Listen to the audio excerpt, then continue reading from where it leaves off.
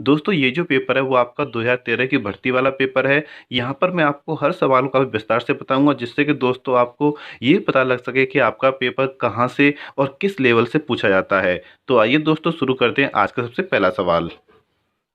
तो पहला सवाल है, रामानुजाचार्य ने किस दर्शन का प्रतिपादन किया? तो इसका आंसर हो जाएगा ऑप्शन नंबर सी। अब दोस्तों आपसे यह भी पूछा जा सकता है कि अद्वैतवाद का प्रतिपादन किसने किया था, या द्वैतवाद का प्रतिपादन किसने किया था, या शुद्धाद्वैतवाद का प्रतिपादन किसने किया था। तो इसके बारे में हम विस्तार से पढ़ लेते हैं। यहाँ पर आपको याद रखना है, अद्वैतवाद के प्रवर्तक आचार्य शंकराचार्य थे, जबकि अगर बात करें शुद्धाद्वैत के प्रवर्तक विष्णु स्वामी और द्वैतवाद के प्रवर्तक माध्याचार्य हैं। तो यहाँ पर दोस्तों आपसे किसी भी तरीके से सवाल पूछा जा सकता है। हमारा अगला सवाल है, निम्न में से कौन सी रचना व्याकरण ग्रंथ है? तो इसका आंसर हो जाएगा ऑप्शन नंबर सी, उक्ति व्यक्त प्रकरण। अब यहाँ पर दोस्तों आपसे यह पूछा जा सकता है कि उक्ति व्यक्त प्रकरण की रचना किसने की थी? तो इसको हम पढ़ लेते हैं। महाराज गोविंद चंद्र के सभा पंडित दामोदर शर्मा ने 12वीं शताब्दी में उक्ति व्यक्त प्रकरण की रचना की थी। हमारा अगला सवाल है, आसक्त का विलोम शब्द क्या होगा? तो दोस्तों आसक्त का विलोम शब्द होता है विरक्त। बढ़ते हैं अगले सवाल की तरफ। ब्रजभाषा का क्षेत्र कौन नहीं है? तो इसका आंसर हो जाएगा ऑप्शन नंबर बी, सरगुजा। जबकि दोस्तों धौलपुर की बात करें, मथुरा की बात करें और आगरा की बात करें, इसमें ब्रजभाषा बोली जाती है, जबकि दोस्तों आपके सरगुजा में ब्रजभाषा नहीं बोली जाती। बढ़ते हैं अगले सवाल की तरफ। अगला सवाल है, प्रत्यय रहित शब्द बताइएगा। तो इसका आंसर हो जाएगा ऑप्शन नंबर ए, मर्मज्ञ। मर्मज्ञ में दोस्तों कोई भी प्रत्यय नहीं है, जबकि बात करें ऑप्शन नंबर बी की, ऑप्शन नंबर सी की और डी की, तो इन तीनों में आपको प्रत्यय मिल जाएगा।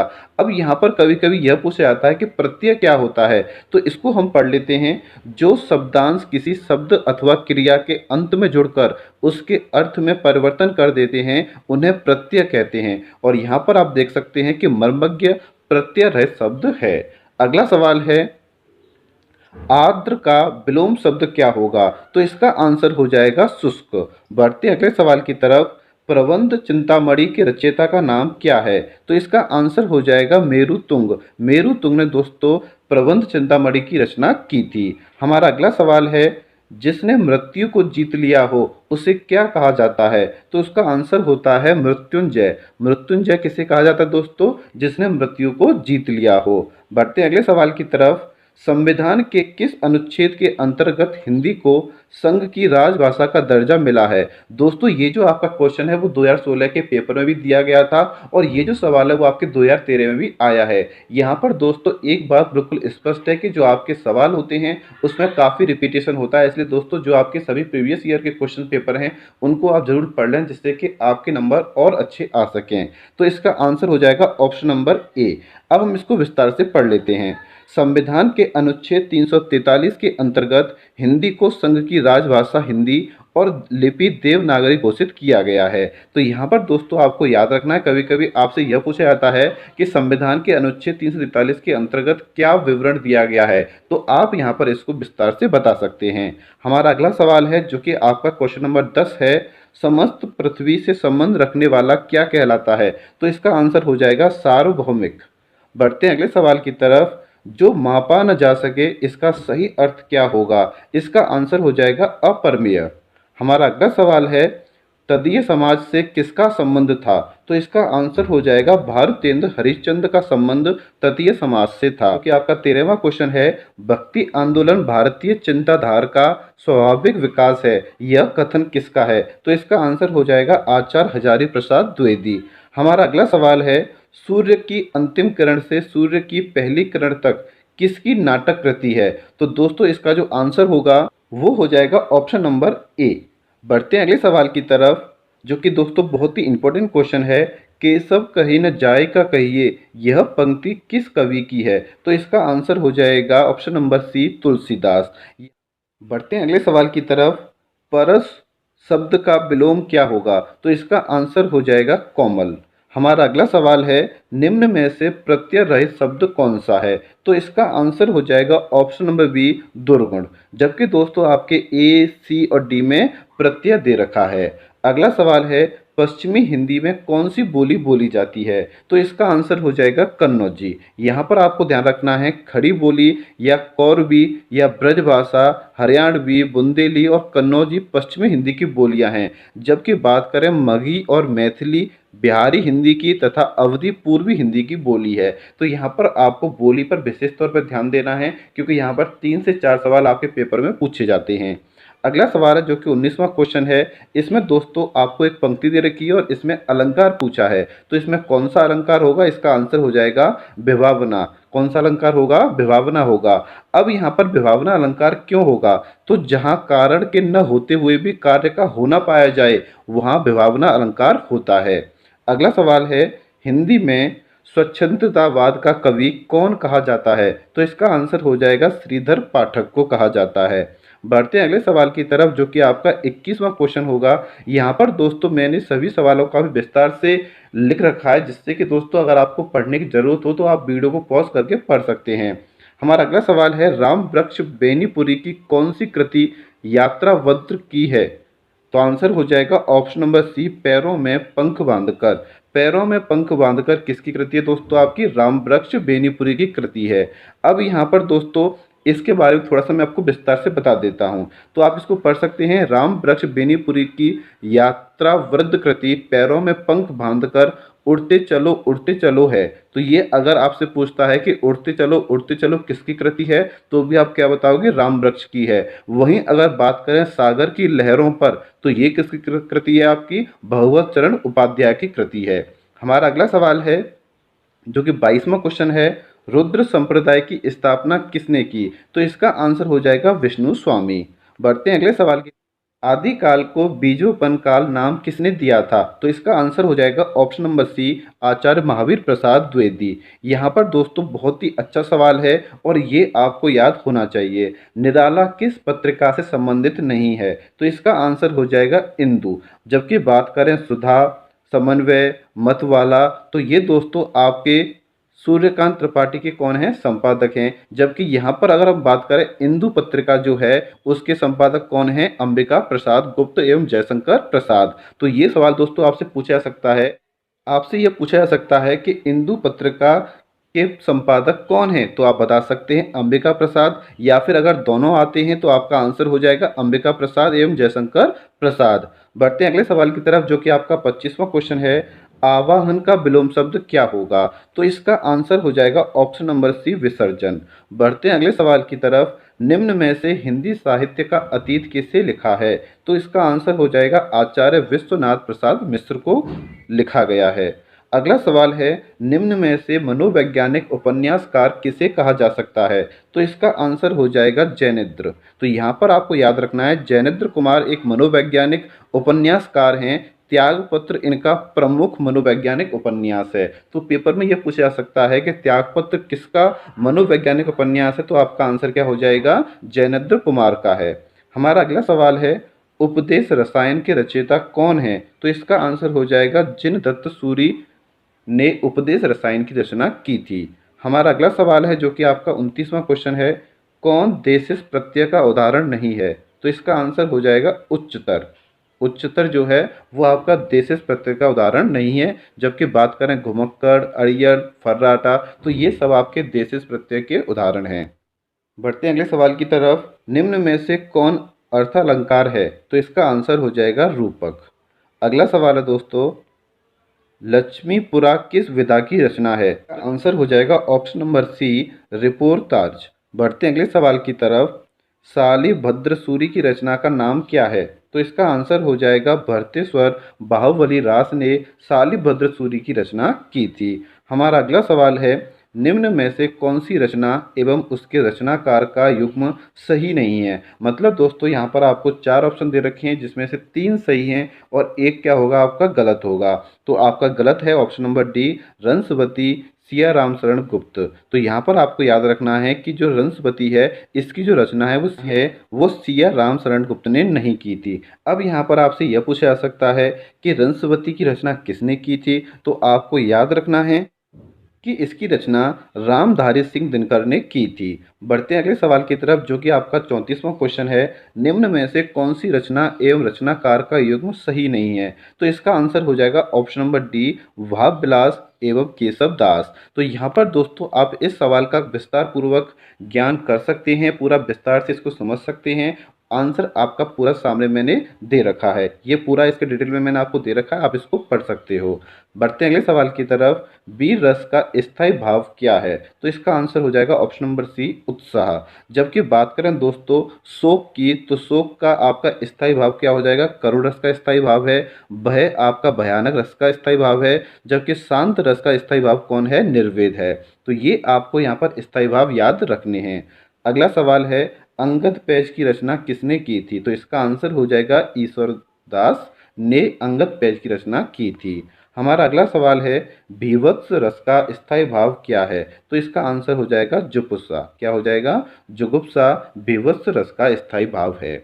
हमारा अगला सवाल है, भारतेंद्र ने यात्रावध संबंधी कौन सी रचना लिखी थी? तो इसका आंसर हो जाएगा सरयू पार की यात्रा भारतेंद्र ने लिखी थी। हमारा अगला सवाल है, जो कि आपका 39वां क्वेश्चन होगा। निम्न में से कौन शिलांकित कृति है? तो इसका आंसर हो जाएगा राउल वेल। जो राउल वेल है दोस्तों, वो किसकी कृति है? शिलांकित कृति है। हमारा अगला सवाल है, जो कि आपका 40वां क्वेश्चन है। फणीश्वरनाथ रेणु की कौन सी कहानी है? तो इसका दोस्तों आपका आंसर हो जाएगा option number A, Raspriya Phanishwarnath Renu की कहानी है। यहाँ पर दोस्तों आपके पेपर में 125 क्वेश्चन आते हैं, इसलिए ये वीडियो जो होती है वो आपकी काफ़ी लंबी हो जाती है। इसलिए यहाँ पर पढ़ने में या लगातार बोलने में थोड़ी थोड़ी कभी कभी परेशानी हो जाती है, वो आप समझ सकते हैं। बढ़ते हैं अगले सवाल की तरफ, जो कि आपका 41वां क्वेश्चन है। निम्न में से कौन रेखा चित्र विधा की रचना नहीं है? तो इसका आंसर हो जाएगा कठगुलाब। जबकि बात करें क्षण बोले कण मुस्कुराए, ये कन्हैयालाल मिश्र की रेखा चित्र विधा है। पुरानी स्मृतियां प्रकाश चंद्र गुप्त का रेखा चित्र है। जबकि रेखाएं बोल उठी देवेंद्र सत्यार्थी का रेखा चित्र है। जबकि कट गुलाब किसी का कोई रेखा चित्र नहीं है। हमारा अगला सवाल है, जो कि 42वां क्वेश्चन है। अर्ध कथानक किस विधि की रचना है? तो इसका आंसर हो जाएगा आत्मकथा। हमारा अगला सवाल है, जो कि 43वां क्वेश्चन है। छायावाद को स्थूल के प्रति सूक्ष्म का विद्रोह किसे कहा गया है? तो इसका आंसर हो जाएगा डॉक्टर नागेंद्र को कहा गया है। हमारा अगला सवाल है दोस्तों, अल्मोड़े का बाजार किस विधा की रचना है? तो इसका आंसर हो जाएगा रिपोर्ताज की रचना है दोस्तों। किसकी है ये? रिपोर्ताज की रचना है अल्मोड़े का बाजार। उस सवाल से पहले दोस्तों आपसे यह पूछा जा सकता है कि अल्मोड़े का बाजार किसने लिखी थी? तो आपको याद रखना है ये प्रकाश चंद्र गुप्त ने लिखी थी, जो कि एक रिपोर्ताज की विधा है। हमारा अगला सवाल है 45वां, दुक्कम सुक्कम उपन्यास की लेखिका कौन है? तो इसका आंसर हो जाएगा ऑप्शन नंबर सी, ममता कालिया। हमारा अगला सवाल है, साकेत महाकाव्य का सर्वाधिक मार्मिक सर्ग है? तो इसका आंसर हो जाएगा नवम। मैथिली शरण गुप्त राम भक्त कवि थे, उनका साकेत राम कथा पर आधारित महाकाव्य है। हमारा अगला सवाल है, पंचवटी शब्द में कौन सा समास है? तो इसका आंसर हो जाएगा द्विग समास है। अब द्विग समास क्या होता है, तत्पुरुष क्या होता है, कर्मधारय क्या होता है, इसके बारे में आप लोग जानते होंगे। इसलिए उम्मीद करता हूँ कि मैं इसके बारे में आपको न बताऊँ, क्योंकि आप लोग बहुत ज्ञानी हैं और आपने ये सब कुछ पढ़ रखा होगा। हमारा अगला सवाल है, जो कि 48वां है। इसमें दोस्तों आपको एक शब्द दे रखा है और उसका आशय पूछा है, मतलब उसका अनुवाद पूछा है आपसे। तो इसका आंसर हो जाएगा ऑप्शन नंबर बी, जिसका मन किसी दूसरी ओर हो उसे हम क्या बोलते हैं? अन्य मनस्क कहते हैं। अगला सवाल है, जो कि आपका 49वां क्वेश्चन है। कहाड़ी से गिरा चूल्हे में आ पड़ा का भाव क्या होगा? तो इसका आंसर हो जाएगा ऑप्शन नंबर ए, एक विपत्ति से छूटकर दूसरी में आ पड़ना। बढ़ते हैं अगले सवाल की तरफ, जो कि आपका 50वां क्वेश्चन है। निम्न में से किस पत्रिका से संबंधित साहित्यकार नहीं है? यहाँ पर दोस्तों आपको ये 4 ऑप्शन दे रखे हैं, मैं आपको दिखा दूँ। और इसमें से आपको बताना है कि जो पत्रिका दे रखी है उसके आगे जो साहित्यकार लिखा हुआ है वो कौन सा गलत है। तो इसका हो जाएगा आंसर नंबर डी, दस्तावेज रामचंद्र तिवारी। तो ध्यान रखना, जो आपका दस्तावेज है वो रामचंद्र तिवारी संबंधित नहीं है। बढ़ते हैं अगले सवाल की तरफ, जो कि आपका 51वां क्वेश्चन है। झीनी झीनी बिनी चदरिया किस उपन्यासकार की कृति है? तो इसका आंसर हो जाएगा ऑप्शन नंबर बी। हमारा अगला सवाल है, जो कि 52वां क्वेश्चन है। प्रभु जी तुम चंदन हम पानी इस पंक्ति के रचनाकार कौन है? तो इसका आंसर हो जाएगा संत रैदास। हमारा अगला सवाल है, प्रबोध पचासा ग्रंथ की रचयिता कौन है? तो इसका आंसर हो जाएगा पद्माकर।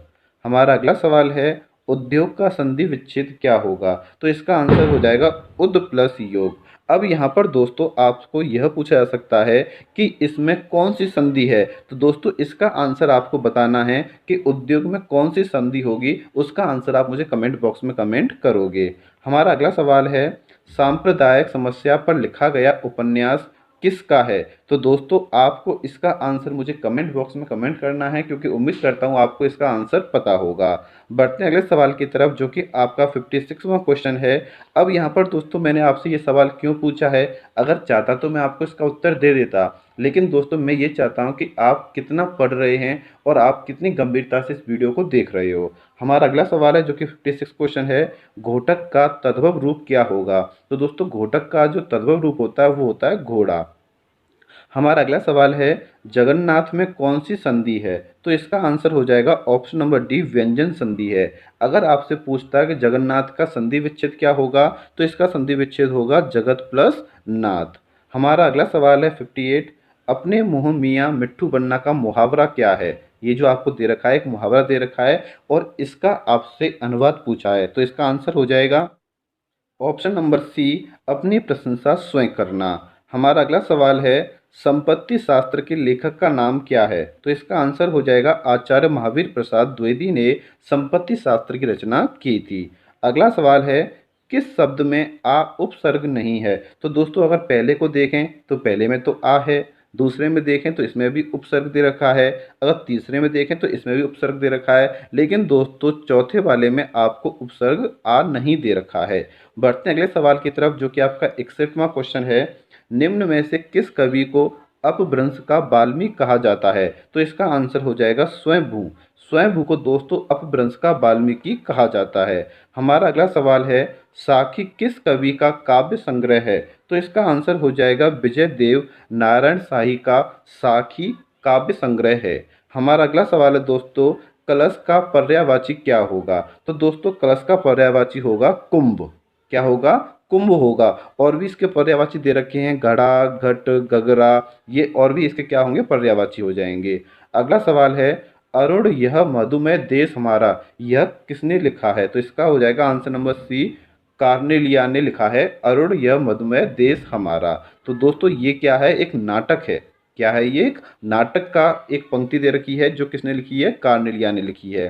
हमारा अगला सवाल है, खेट कोतमुख किसकी रचना है? तो इसका आंसर हो जाएगा रहीम की रचना है। किसकी रचना है दोस्तों? ये रहीम की रचना है। बढ़ते हैं अगले सवाल की तरफ, जो कि आपका 66वां क्वेश्चन है, पाप और पुण्य के चित्तरंजन, पाप और पुण्य के चित्तरंजन नैतिक प्रश्न को किस उपन्यास में प्रस्तुत किया गया है? तो इसका आंसर हो जाएगा आखिरी दांव में प्रस्तुत किया गया है। हमारा अगला सवाल है दोस्तों, परमानंद शब्द में कौन सा समास है? तो इसका आंसर हो जाएगा कर्मधारय समास है। अगला सवाल है, किस शब्द में अ उपसर्ग है? तो इसका आंसर हो जाएगा अभाव। अभाव में दोस्तों आपका क्या है? अ उपसर्ग है। अगला सवाल है दोस्तों 69वां क्वेश्चन है, सर्वेश्वर दयाल सक्सेना की नाट्य कृति का नाम क्या है? तो इसका आंसर हो जाएगा बकरी। बकरी सर्वेश्वर दयाल सक्सेना द्वारा लिखित एक नाटक कृति है दोस्तों। अगला सवाल है, प्रत्येक शब्द का संधि विच्छेद क्या होगा? तो इसका आंसर हो जाएगा ऑप्शन नंबर बी, प्रति प्लस एक। यहाँ पर दोस्तों आपसे यह भी पूछा सकता है कि प्रत्येक कौन सी संधि है? तो इसका आंसर हो जाएगा यण स्वर संधि है। कौन सी है दोस्तों? यण स्वर संधि है। बढ़ते हैं अगले सवाल की तरफ, जो कि आपका 71वां क्वेश्चन है और यहाँ पर आपसे पूछा है कि इसमें कौन सा रस होगा? तो इसका आंसर हो जाएगा शांत रस होगा। हमारा अगला सवाल है, जो कि 72वां क्वेश्चन है, बिहारी हिंदी की बोली का नाम क्या है? तो इसका आंसर हो जाएगा मगही। यहाँ पर दोस्तों मैंने ऊपर आपको बताया था मगही के बारे में, और यहाँ पर देख सकते हैं आप एक सवाल आ भी चुका है। अगला सवाल है दोस्तों, जो कि आपका 73वां क्वेश्चन है, निम्न में से कौन वार्णिक छंद है? तो इसका आंसर हो जाएगा सेवैया। सेवैया कैसा है? आपका एक वार्णिक छंद है। बढ़ते हैं अगले सवाल की तरफ, जो कि आपका 74 क्वेश्चन है, विज्ञान गीता की रचना किसने की थी? तो इसका आंसर हो जाएगा केशव दास ने की थी। हमारा अगला सवाल है, वह पथबंधु था के उपन्यास जो लिखा है वो किसने लिखा है? तो इसका आंसर हो जाएगा नरेश मेहता ने लिखा है। किसने लिखा है? नरेश मेहता ने लिखा है। बात करते हैं 76 क्वेश्चन की। उदय प्रकाश द्वारा लिखित कौन सी कहानी नहीं है? तो इसका आंसर हो जाएगा पीली आंधी। जबकि बात करें तिरछी, पाल गुमरा का स्कूटर, दरियाई घोड़ा, ये तीनों किसने लिखा है? उदय प्रकाश ने लिखा है। अगला सवाल है, निम्न में कौन सा कथन सत्य नहीं है? तो इसका आंसर हो जाएगा संस्कृत में हिंदी की तरह दो लिंग होते हैं। ये बिल्कुल भी गलत है। हमारा अगला सवाल है दोस्तों, अब आप लोग पूछ रहे होंगे कि सर दो ही तो होते बेटा, तीन होते हैं। कौन कौन से होते हैं? एक होता है पुल्लिंग, एक होता है स्त्रीलिंग और एक होता है नपुंसकलिंग। ठीक है, तीन होते हैं, आपको याद रखना है। अगला सवाल है दोस्तों, नटों के जीवन संघर्ष का उल्लेख किस उपन्यास में नहीं है? तो इसका आंसर हो जाएगा सेवा सदन में नहीं है। हमारा अगला सवाल है जो कि आपका 79 है, ओछे की प्रीत बालू की भीत का भाव है। तो इसका आंसर हो जाएगा ऑप्शन नंबर सी, भालू की दीवार की भांति ओछे लोगों का प्रेम अस्थायी होता है। हमारा अगला सवाल है दोस्तों जो कि आपका 80वां क्वेश्चन है और इसके बाद आपके 45 क्वेश्चन और रह जाएंगे। हम विस्पाई जनक के इस काव्य कृति के रचनाकार कौन हैं? तो इसका आंसर हो जाएगा गोपाल सिंह नेपाली। यहाँ पर दोस्तों आप देख सकते हैं कि आपके पेपर में किस किस तरीके से सवाल पूछे जाते हैं और कहाँ से ज़्यादा सवाल पूछे जाते हैं, जिससे कि दोस्तों आपकी तैयारी और अच्छी हो सके। बढ़ते हैं अगले सवाल की तरफ जो कि आपका 81 क्वेश्चन है, चंद्रिका का पर्यायवाची क्या होगा? तो इसका आंसर हो जाएगा कौमुदी। क्या होगा? कौमुदी हो जाएगा। बढ़ते हैं 82 क्वेश्चन की तरफ, निम्न में से कौन सा उपन्यास एवं उपन्यासकार का युग्म सही नहीं है? तो इसका आंसर हो जाएगा ऑप्शन नंबर डी, मुझे सूरज चाहिए, सुरेंद्र वर्मा। दोस्तों सुरेंद्र वर्मा ने मुझे सूरज चाहिए नामक कोई भी उपन्यास नहीं लिखा है। हमारा अगला सवाल है, प्रेम को पंथ कराल महा, तरवारी की धार पे धावनो है, इस पंक्ति के रचयिता कौन हैं? तो इसका आंसर हो जाएगा बोधा। कौन है बेटा? बोधा हैं। हमारा अगला सवाल है दोस्तों, नाटक के लिए रंगमंच होना चाहिए, रंगमंच के लिए नाटक नहीं, यह कथन किसने कहा था? ये कथन कहा था भैया आपके जयशंकर प्रसाद ने। हमारा अगला सवाल है दोस्तों, अथवा व्याकरण की दृष्टि से है संधि, उपसर्ग, अन्वय या अव्यय? तो दोस्तों इसका आंसर हो जाएगा अव्यय। जो आपका अथवा है वो व्याकरण दृष्टि से क्या है? एक अव्यय है। हमारा अगला सवाल है, निम्नलिखित में द्वंद्व समास बताइएगा। तो द्वंद्व समास आपकी देखते ही आप पहचान जाओगे क्या है? पाप और पुण्य। तो अगला सवाल है, निम्न में से कौन किसके लिए प्रसिद्ध नहीं है? तो बात करते हैं उपमा के लिए कालिदास बिल्कुल प्रसिद्ध हैं, करुणा के लिए भवभूति बिल्कुल ये भी प्रसिद्ध हैं, अलंकार के लिए भामह ये भी प्रसिद्ध हैं, वक्रोक्ति के लिए क्षेमिद्र। दोस्तों ये आपका गलत हो जाएगा क्योंकि वक्रोक्ति के लिए कुंदक प्रसिद्ध हैं। हमारा अगला सवाल है 88, निम्न में से किस कवि ने सतसई की रचना नहीं की है? तो इसका आंसर हो जाएगा ऑप्शन नंबर डी, वृंद। वृंद ने दोस्तों सतसई की रचना नहीं की है। जबकि बात करें मतीराम, सेनापति बिहारी, तो इन सभी ने दोस्तों सतसई की रचना में योगदान दिया है। हमारा अगला सवाल है, महाप्राण ध्वनियाँ व्यंजन वर्ग में किससे संबंधित हैं? तो इसका आंसर हो जाएगा ऑप्शन नंबर सी, दूसरा और चौथा। बढ़ते हैं अगले सवाल की तरफ जो कि आपका 90वां क्वेश्चन है, निम्न में से दलित आत्मकथा नहीं है। तो इसका आंसर हो जाएगा ऑप्शन नंबर डी, मेरी असफलताएं। हमारा अगला सवाल है, कबीर किस शासक के समकालीन थे? तो इसका आंसर हो जाएगा सिकंदर लोदी के समकालीन कौन थे? आपके कबीर थे। अगला सवाल है दोस्तों जो कि दोस्तों आपका 2016 में क्वेश्चन आया था, शिवराज भूषण ग्रंथ में किसका विवेचन मिलता है? तो इसका आंसर हो जाएगा अलंकार का विवेचन मिलता है। दोस्तों ये जो सवाल है वो आपका 2016 में भी आया था और ये सवाल आपका 2013 के पेपर में भी आया हुआ है। हमारा अगला सवाल है दोस्तों जो कि आपका 93 क्वेश्चन होगा, भाषा की सार्थक लघुत्तम इकाई है। तो इसका आंसर हो जाएगा शब्द। बढ़ते हैं अगले सवाल की तरफ जो कि आपका 94वां क्वेश्चन है, राधा वल्लभ संप्रदाय का प्रवर्तन किसने किया था? तो इसका आंसर हो जाएगा हित हरिवंश ने राधा वल्लभ संप्रदाय का प्रवर्तन किया था। हमारा अगला सवाल है, अंजू दीदी किस विधा की रचना है? तो इसका आंसर हो जाएगा अंजू दीदी दोस्तों एक नाटक है। हमारा अगला सवाल है जो कि 96 क्वेश्चन है, न बहुत गर्म न बहुत ठंडा क्या कहलाता है? इसको बोलते हैं समशीतोष्ण। समशीतोष्ण में क्या होता है कि जो मौसम होता है वो न तो ज़्यादा गर्म होता है न ज़्यादा ठंडा होता है। अगला सवाल है जो कि दोस्तों 97 क्वेश्चन है, स्वप्न का विलोम शब्द क्या होगा? तो इसका आंसर हो जाएगा जागरण। हमारा अगला सवाल है जो कि 98 है, और हमें इस शब्द का दोस्तों शुद्ध रूप बताना है। तो इसका आंसर हो जाएगा ऑप्शन नंबर बी। बढ़ते हैं अगले सवाल की तरफ, जो कि आपका 99 क्वेश्चन है। वल्लभाचार्य द्वारा रचित ग्रंथ का नाम क्या है? तो इसका आंसर हो जाएगा अणुभाष्य। अणुभाष्य दोस्तों किसने लिखा था? वल्लभाचार्य ने लिखा था। बढ़ते हैं अगले सवाल की तरफ, जो कि आपका 100वां क्वेश्चन है। जो शीघ्र ही किसी बात या मुक्ति को सोच ले उसे क्या कहते हैं? उसे बोलते हैं दोस्तों प्रत्युत्पन्नमति। क्या बोलेंगे उसको? प्रत्युत्पन्नमति कहते हैं। किसे कहते हैं? जो शीघ्र ही किसी बात या मुक्ति को सोच लेता है उसे हम कहते हैं प्रत्युत्पन्नमति। हमारा अगला सवाल है, निम्न में से कौन सी रचना के रचनाकार का नाम सही नहीं है? तो इसका आंसर हो जाएगा ऑप्शन नंबर सी। सीढ़ियों पर धूप में शमशेर बहादुर सिंह ने इसकी रचना नहीं की है। बाकी जो आपके तीनों दे रखे हैं बिल्कुल करेक्ट हैं। हमारा अगला सवाल है, जो कि आपका 102वां क्वेश्चन है।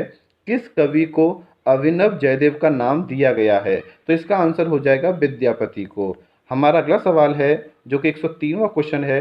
दूसरी परंपरा की खोज किस विधा की रचना है? तो इसका आंसर है आलोचना। दूसरी परंपरा की खोज क्या है? एक आलोचना है। अब यहाँ पर दोस्तों आपको याद रखना है कि दूसरी परंपरा की खोज डॉक्टर नामवर सिंह द्वारा लिखित आलोचना विधा की रचना है। हमारा अगला सवाल है, तो दोस्तों 104 क्वेश्चन आपके सामने है और इस पंक्ति जो आपको दे रखी है इसके लेखक का आपको बताना है कि इसके लेखक कौन है। तो इसका आंसर हो जाएगा option number B, Badri Narayan Chaudhary. हमारा अगला सवाल है, जो कि 105वां क्वेश्चन है। पहला गिरमिटिया उपन्यास विशेषकर किस पर केंद्रित है? तो इसका आंसर हो जाएगा महात्मा गांधी पर केंद्रित है। बढ़ते हैं अगले सवाल की तरफ। अमीर खुसरो किस नाम से जाने जाते थे? तो दोस्तों ये बहुत ही फेमस क्वेश्चन है। तोता ए हिंद के नाम से अमीर खुसरो को जाना जाता है। अब यहाँ पर दोस्तों आपको याद रखना है कि अमीर खुसरो का जन्म कहाँ हुआ था?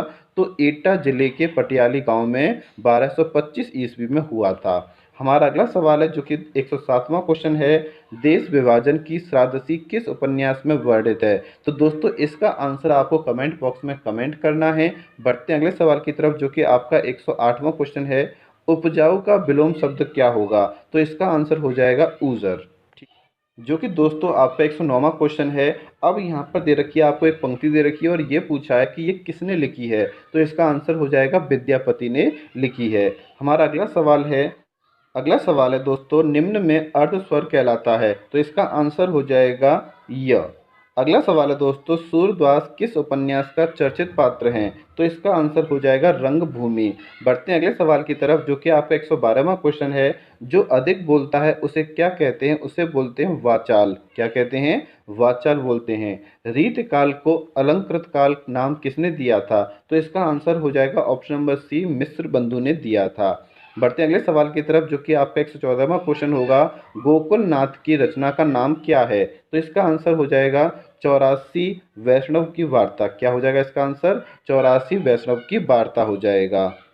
अगला सवाल है दोस्तों, जो कि 115वां क्वेश्चन है। बागार्थ पत्रिका कहाँ से प्रकाशित होती है? तो इसका आंसर हो जाएगा कोलकाता से प्रकाशित होती है। बढ़ते हैं अगले सवाल की तरफ। साई में धूप काव्य कृति की रचयिता कौन है? तो इसका आंसर हो जाएगा दुष्यंत कुमार हैं। हमारा अगला सवाल है, जो कि 117वां क्वेश्चन है। अकाल पुरुष गांधी किसने इस जीवनी की रचना की है? तो इसका आंसर है जैनेंद्र ने की है। हमारा अगला सवाल है दोस्तों, भारत भारती का प्रकाशन किस वर्ष हुआ था? तो इसका आंसर हो जाएगा 1912 ईस्वी में हुआ था। अब यहाँ पर दोस्तों आपसे यह पूछा सकता है कि ये किसने किया था? तो मैथिली शरण गुप्त ने 1912 ईस्वी में भारत भारती का प्रकाशन किया था। बढ़ते हैं अगले सवाल की तरफ। कामयानी में श्रद्धा किसका प्रतीक है? तो इसका आंसर हो जाएगा हृदय का प्रतीक है। बढ़ते हैं अगले सवाल की तरफ। अतीन्द्रिय शब्द का आशय है? तो इसका आंसर हो जाएगा ऑप्शन नंबर ए, इंद्रियों की पहुंच से बाहर को हम क्या कहते हैं? अतीन्द्रिय कहते हैं।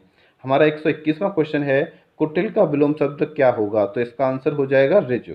क्या होगा? कुटिल का ऋजु हो जाएगा। अगला सवाल है, अधिकार खोकर बैठना यह महादुष्कर्म है, इस पंक्ति के रचनाकार कौन है? तो इसका आंसर हो जाएगा मैथिली शरण गुप्त ने कहा था कि अधिकार खोकर बैठना सबसे बड़ा महादुष्कर्म है। अगला सवाल है दोस्तों, मध्य वर्ग की पारिवारिक समस्याओं को दर्शाने वाला नाटक है?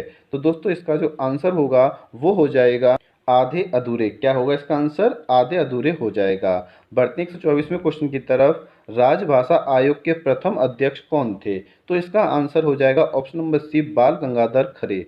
बाल गंगाधर खेर क्या थे? राजभाषा आयोग के पहले अध्यक्ष थे। हमारा अगला सवाल है जो कि दोस्तों आज का आपका अंतिम क्वेश्चन होगा, आदिकाल को प्रारंभिक काल नाम किसने दिया था? तो इसका आंसर हो जाएगा ऑप्शन नंबर बी, मिस्र बंधु ने दिया था। तो यहाँ पर दोस्तों आज मैंने आपको 125 सवाल कर दिए हैं। कल भी मैंने आपको 2016 का पेपर बताया था, उसमें भी मैंने आपको 125 सवाल पूरे बताए थे। अगर दोस्तों किसी सवाल में गलती हो गई हो या गलती से कुछ गलत भूल गया हो तो उसके लिए आप मुझे कमेंट बॉक्स में कमेंट कर सकते हैं, मैं उसको संशोधित कर लूँगा। अगर वीडियो आपको अच्छी लगी हो तो प्लीज़ लाइक कीजिएगा, चैनल को सब्सक्राइब कीजिएगा। थैंक यू वेरी मच दोस्तों।